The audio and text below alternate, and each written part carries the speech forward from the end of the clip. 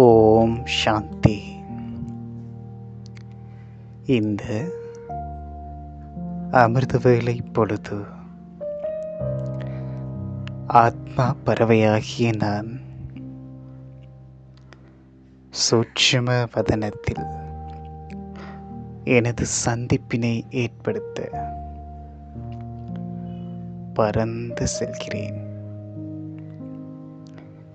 தேவதைகளின் சந்திப்பு மேளாவில்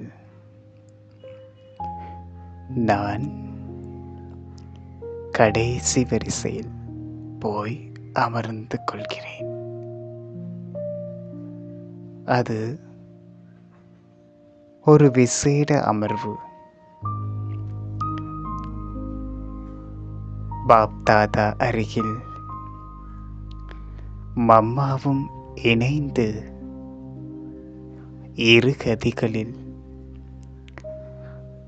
இரண்டு மகா சக்திகளின் தலைமையிலான சந்திப்பு அது. ஒவ்வொருவரும் மம்மா பாபாவின் மடியில் அமர்ந்து ஒரு தெய்வீக அனுபவம் பெறும் நிகழ்வில்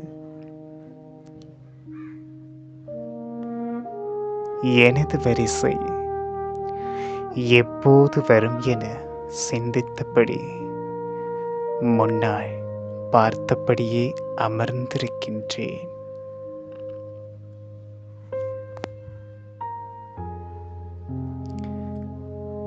இதை அறிந்த தாதிஜி சைகை மொழியில் என்னை முன்னால் அழைத்து, அடுத்து நீ போ என்று உரிமையோடு கூறினார். அதை சற்றும் எதிர்பாராத நான் முகம் நிறைந்த புன்னகையோடு முதலில் பாபாவின் மடியில் அமர்ந்து கொண்ட நான்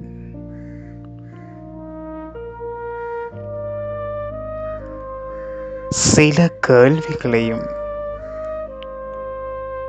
மனதில் வைத்தபடி மடியில் அமர்ந்திருக்கின்றேன்.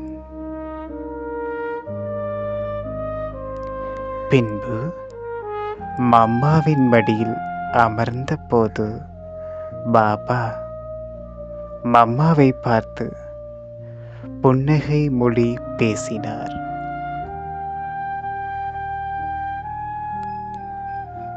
மம்மா பாபாவின் அன்பு பாலனையினை அனுபவம் செய்து கொண்டிருந்த எனக்கு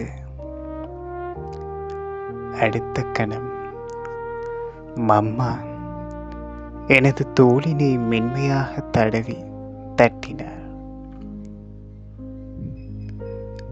நான் எழுந்து கொள்ள வேண்டும் என நினைத்து தயக்கத்தோடு எழும்பினேன்.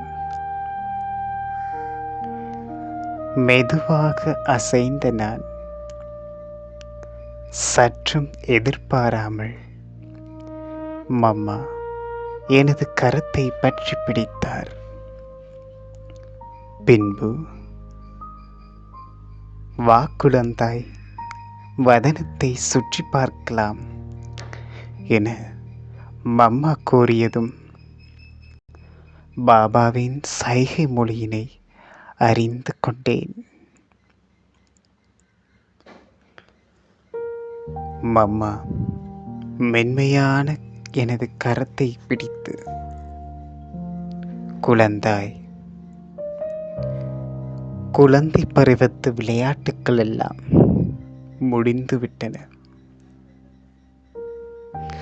தூய்மையின் ஆதாரமே முழு குழப்பங்களுக்கும் தீர்வு. எனது கடந்த காலத்திற்கு முற்றுப்புள்ளி வைக்கின்றார். தீராத புயல்களின் சேதத்தினை நீக்கும் அளவிற்கு சம்பூரணமான தூய்மையின் திருஷ்டி வழங்கிக் கொண்டே நீல பந்து போலிருக்கும் உலகை காட்டி இந்த மேடையின் அலங்கரிக்க வந்த சம்பூர்ண சக்தி மிக்க ஆத்மா நீ என எனது புருவ மத்தியில் ஆள்காட்டி விரலினை வைத்து புத்தியின் ஒளிக்கான ஆளியை அழுத்தி என்னை அன்பால் நிரப்பி அனுப்பி வைக்கிறார். சக்தி ஊட்டப்பட்ட ஆத்மா பறவையாகிய நான் அந்த சக்தியின் சந்தோஷ கதிர்களோடு மீண்டும் இந்த ஸ்தூல சரீரத்தில் என்னுடைய குழப்பங்களுக்கு முற்றுப்புள்ளி வைத்து இந்த அமிர்த வேளை பொழுதில் உலகிற்கு ஒளி வழங்கும் சக்தி மிக்க ஆத்மாவாக திகழ்கிறேன். ஓம் சாந்தி.